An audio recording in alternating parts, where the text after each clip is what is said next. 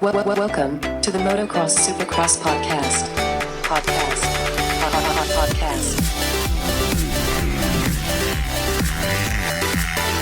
3, 2, 1, 0.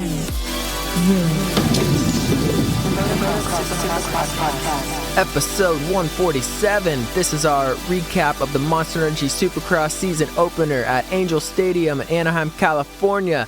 I'm Adam, gonna be breaking this down with Claudio. What's up, Claudio? What up?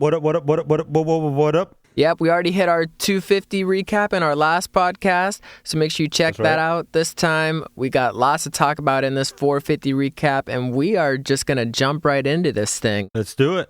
Let's do it. And starting with the practice, very surprising who the fastest qualifier was. Blew me away. And just even all the top qualifiers in practice. But Blake Baggett threw down the best time. Yeah, if anything, the top five should surprise you. It was Blake Baggett, followed by Dean Wilson, followed by Malcolm Stewart. And Justin Brayton right behind them. From the beginning, you were already asking, like, what's going on? Exactly. It's definitely a typical Anaheim, like you don't know what's going to happen. And Blake Baggett in that press conference, he said, we'll see who's fast. And look who's fast. Look who's talking. So that's pretty cool. And of course, to see Dean Wilson and Malcolm Stewart and Brayton up there too. And then all the really big names behind them. And just a quick note on Dean Wilson. I don't know if you saw this, but we talked about how we got that CBD oil sponsorship with Dan Blazarian, I don't know if he's a billionaire, just a several hundred millionaire. Yeah, he's also actor, like a poker player. I don't even know what he does, really. But he sponsored Dean Wilson's team, and then NBC made him cover up his CBD oil sponsorship for the broadcast. So that sucks. Yeah, Dan Blazarian was not happy, and he had some... I bet. Animated words to say. He's like, my social media gets more viewers than their whole network, and so it was pretty funny. That is interesting. That's kind of messed up that they make him do that, even though CBD's got nothing to do with illegal stuff or anything like that. So get your stuff together, CBS or NBC, whatever the hell you are.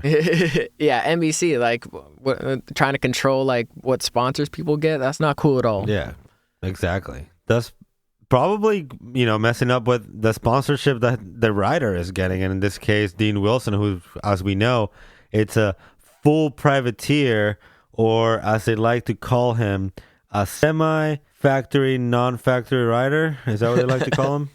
Yeah, and they mentioned in the broadcast 1,000 times, he's selling T-shirts and hoodies just so he can afford to race tonight. And so, yeah, that's pretty shady. Pretty shady NBC to, jump in like that and be jerks. But anyways, Blake Baggett, Dean Wilson, Malcolm Stewart, Justin Brayton. Then we were followed by some big names. Eli Tomac, Jason Anderson, Cooper Webb. Ken Roczen was 8th fastest. Justin Barcia 9th. Joey Savacci, Justin Hill, Cole Seeley 12th. Marvin 13th. Tyler Bowers, Vince Friese, Plessinger 16th. Chad Reed all the way back in 17th fastest qualifier. And then, so... Definitely changed by the time these races rolled around and the rain started falling, of course. Chad Reed, who was lining up for the 18th time in his career, breaking the previous record held by Mike LaRocco of 17 times at Anaheim 1. Chad Reed also broke the record for the oldest rider to ever make a Premier Class main event with 36 years and 9 months old. All right. Legend Chad Reed, that is. Yeah, so congratulations. Exactly, congratulations. And we're going to get to, it kind of came down to the wire for him, that's for sure. We're going to get into all that.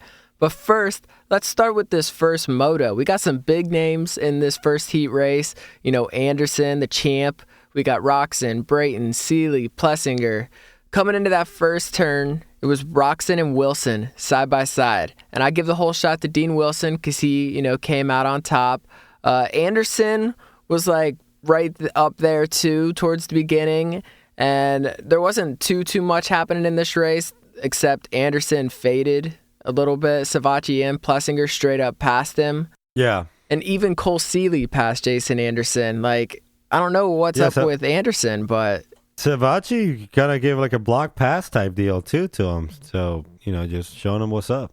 Yeah. They, like I said, they straight up passed him. It was pretty crazy. But Savacci ran into some other problems in this heat race. He ended up finishing 8th. He qualified, but anyways, there wasn't too much happening in this. It was Ken Roczen took the win. Dean Wilson was able to hold on to second.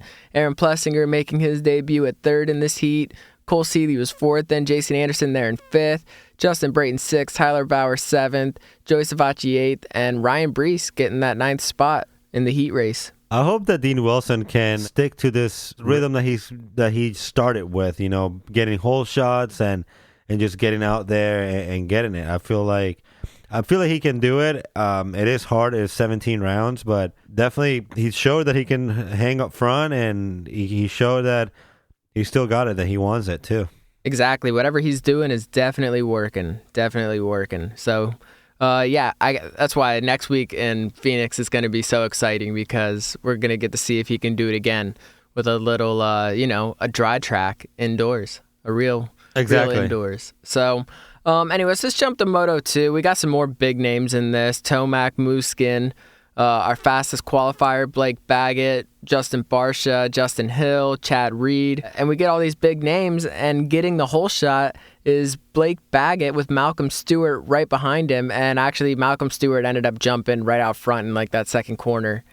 And we saw Carlin Gardner. He did what Ferrandis and Dakotas did in the 250s, just flew over that first turn.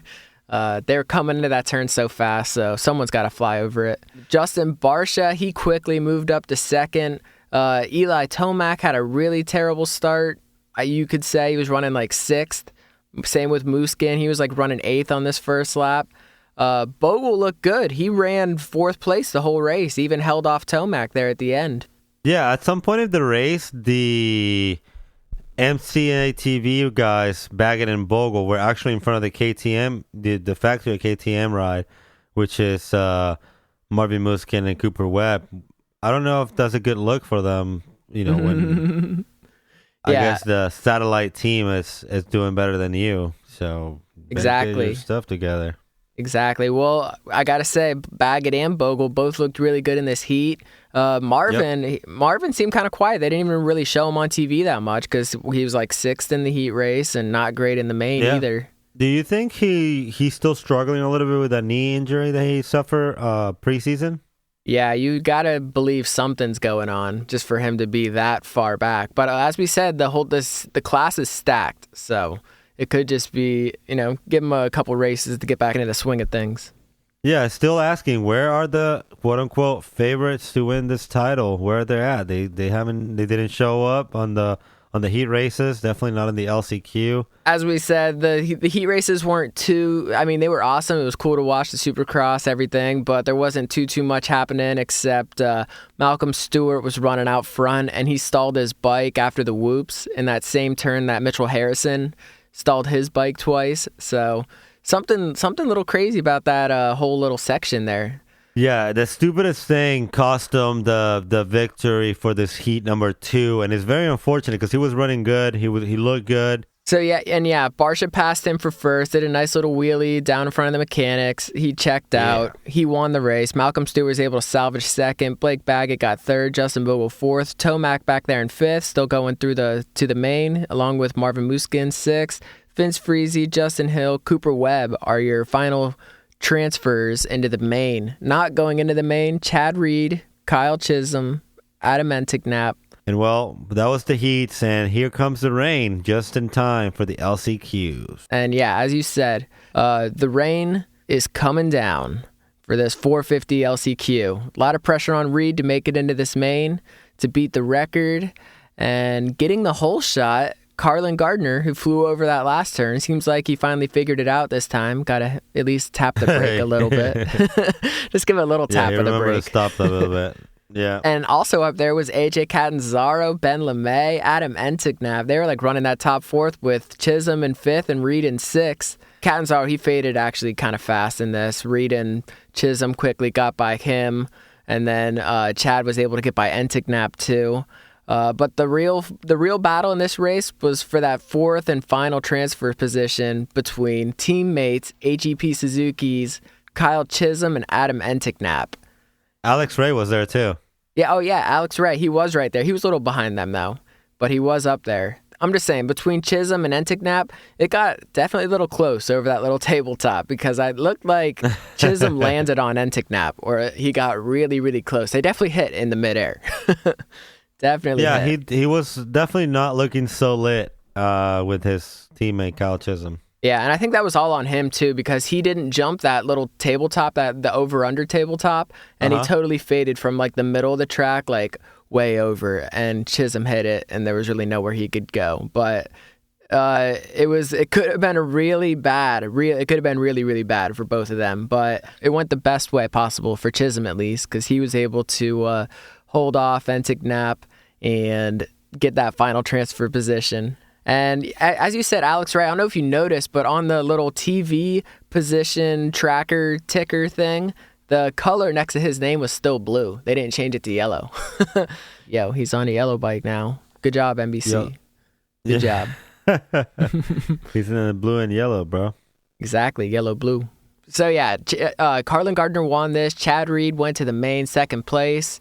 Ben LeMay was third, Kyle Chisholm was fourth, and just missing those transfer positions, Adam Enticknap fifth and Alex Ray sixth. So that's not good when your whole team is in the LCQ and only one of your riders is making it. Yeah, exactly. That had to be maybe a little awkward, rest of the night there. But hey, they got really close. Adam Enticknap was the 23rd fastest qualifier, and he was, he finished 23rd. So he qualified right where he was, but still just one position off. So close. And that brings us to the main. The rain coming down. Yeah, moving on to this main event. The rain's going down. Hard. Chad Reed was a little bit too excited about it. He was. And I expected more out of Reed. It was coming down hard, but it didn't really get super muddy. It just looked really slick, and they just got super wet after the race, and during the race they were just soaked in water. The mud wasn't too much of a factor. It didn't seem like, but it was slippery. Well, it definitely it was definitely a factor when they weren't really jumping a couple of the jumps or really they were trying to go fast. It didn't really seem like it was raining that much, but whenever you look at these pictures and some videos and just other angles besides the TV angle, you can see there was a lot of water coming down. Oh yeah, it was definitely streaming down. And what I was saying is it didn't play that much of a factor. I was just saying they were still hitting a lot of the jumps, even towards the end of that race. People were hitting that big double-double. But here, let's just jump into this. All the anticipation, it's up. Dean Wilson gets the whole shot with Anderson right behind him. Malcolm actually stuffs Anderson right in that second turn and takes over that second place. So our fastest qualifiers, we got Dean Wilson and Malcolm Stewart running out front. Did you notice Joey Savachi using that double goggle turn technique?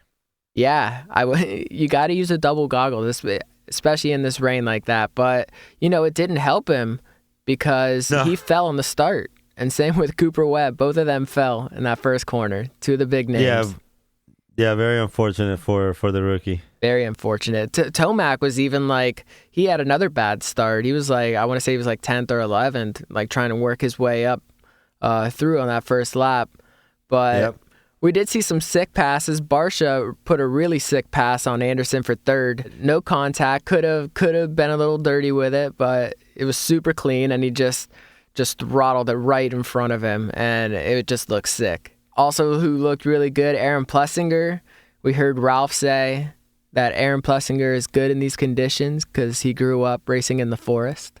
Yep, in the forest, yep. Yeah, he's a forest racer. Ken Roxon was working his way up through. He was hitting the big double-double past Anderson for fourth. Plessinger also did the big double-double past Anderson for fifth. So Anderson, we got to talk about what the biggest story of this night is the biggest story how good Dean Wilson and Malcolm Stewart did, or is it how bad Anderson looked? He had these good starts and he was just getting faded and passed by everybody. I'd rather talk about Dean Wilson and Malcolm Stewart, honestly. I don't know if you mentioned this already, but did you see when Malcolm landed really short on that double-double section? Yeah, he cased the crap out of that second one, right? Oh yeah, super hard. Must be nice having that nice suspension, though. Right. Eli was working his way up past Anderson as well. So Eli was in sixth. Anderson was at 7th in this point. Reed, he passed like Bogle for 10th with like Webb right behind him, which is insane because he fell in the first corner. And this is only like halfway through the race. Webb already caught up to, the top 10. I don't know if you remember, but I picked Webb as my 5th place finisher. And you know what he got? Got 5th. He did. But how we got there, Malcolm was actually gaining on Dean Wilson, and it looked like he was going to pass Dean Wilson because Dean Wilson didn't do the double-double, and Malcolm was like, I'm going to do it. He did it, got real close, and then fell right in that corner after the double-double. And I know he managed to get the double down, and then he just falls right after that. So. Yeah, he saw his opportunity, and he definitely went for it. And and Ricky Carmichael mentioned a couple things about how fitness was going to play a role in this race. And Dean, he looked tired out there. He started to make like a bunch of little mistakes, and everyone started to pass him. Yeah, so does Malcolm though. Malcolm made these stupid mistakes that cost him the podium, I would say, because he was definitely lined up to be in the podium. Yeah, definitely. He was. And he looked good, though, but it was still a really good showing for him and Dean Wilson. Oh, for sure. I cannot agree with you more. Congratulations to Justin Barsha on getting the win. He managed to close the night or open up the championship as they wanted to. Monster Energy Yamaha team dominated Anaheim 1 and won both classes. Ken Roxon ended up getting 2nd. Yep. He let Tomac work himself all the way to 3rd. Yeah, he passed Dean Wilson on that very last lap. Just making up those points. So even though he did have a bad start, it was still, it turned out great for Tomac for this championship. Yeah, Dean Wilson in the 4th place. Cooper Webb, as you mentioned, 5th place. Yeah. Aaron Plessinger, 6th place. And I would say he's the first rookie right there. Definitely. So he did the best out of everyone. Malcolm Stewart in 7th place. Marvin Musquin in 8th. Chad Reed with a great top 10. Yeah, top 10. Not as good as I thought he was going to do, but, top 10. Legend Chad Reed. Cole Seeley, 10th place. Justin Brayton, 11th. Blake Baggett in 12th, your fastest qualifier, which is, he ran into a couple of problems, and I feel like that, that's what made him get a 12th place. Bim Freezy in 13th. Jason Anderson, your reigning champ, in 14th place. Justin Hill, the other rookie, in 15th place, followed by the other rookie, Joey Savacci, in 16th place. Your LCQ winner, Carlin Gardner, in 17th place. Ben LeMay, also 3rd place in the LCQ. Justin Bogle, who, as we said it was going to happen, he kind of faded away after having a great night, to 19th place, so he got his number. Ryan Brees, 20th. Tyler Bowers, which this might be really funny or not, but going through Instagram today, I realized that he was racing A1 today. Super quiet. They didn't really talk about him at all. I feel like he wasn't mentioned at all. He was really quiet. Didn't get up there. Didn't get any TV time. Yeah, and that was the thing. Like, and plus he has a new number, the 43, I believe. So no one knew. It's just weird to just recognize him. And then 22nd place, Kyle Chisholm, your 4th place in the LCQ with the HEP Suzuki. Yeah. Jason Anderson, 9 points. Justin Barsha, 26 points. He's not starting off the reigning champ, starting 15 points behind. Not a great start for him, especially just the way he faded. Definitely throw some red flags up and some concerns. Like, even Cole Seeley passed him, Well, Vince Freezy passed him. Yeah, that goes to show you how stacked this class is, man. I mean, your reigning champ is in 14th place. There's got to be something going on with him. Another of the favorite, 8th place, So this is it's going to be an interesting year. I also want to point out that nobody got hurt. It was a very safe A1, and I'm looking forward to this weekend to Glendale. Definitely. We'll be looking towards Phoenix in our next podcast, and we will see if this A1 race is some kind of fluke or if Anderson is just not his year, but someone like Wilson and Malcolm, we'll see if they can run up front again. And just thanks, everyone. Check out our Instagram at MXSX Podcast. Tune in for our next show where we take a first look at this Phoenix race, and we will see you next time. Peace.